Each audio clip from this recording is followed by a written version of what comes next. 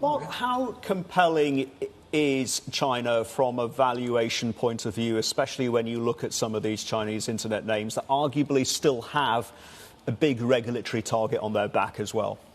Some of them look very, very interesting. There's no question about it, because they are earning, unlike many of the other internet companies. But the whole area of internet type companies is under incredible scrutiny at this stage as a result of what's happened recently.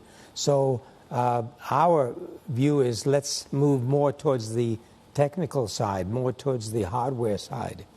The people that are associated with TSMC, and by the way, we have a lot in Taiwan, but we have it in software companies that are doing the software and the design of chips. With their asset is basically people, and those people could be shipped out at a moment's notice to the US, Europe, wherever. So in some ways, your assets are protected. How concerned are you about where we are in the chip cycle? Because the inventory story, the shoe seems to be on the other foot. It's swung from shortages to oversupply. Where does that put the case for names like TSMC and Intel?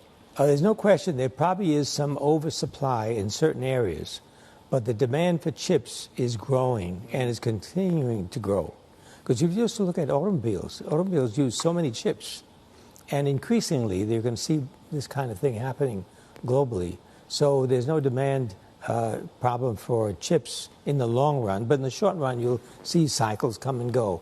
But generally speaking, we believe that that's where we have to be, particularly in those companies that are doing the design of chips, because increasingly demand for chips that do surveillance, chips that do sound, that sort of thing. So it's going to be an incredible growing industry and continuing. Now, the big question is what happens now with China being locked out of U.S. technology, because that means China is going to have to build a completely new society of chip producers.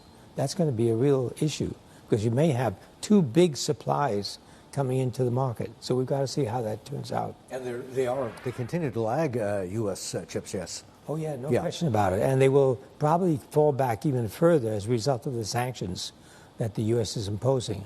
So from China's point of view, they're probably going to say, look, we're going to have to do a completely new industry separate from what we've seen in the West.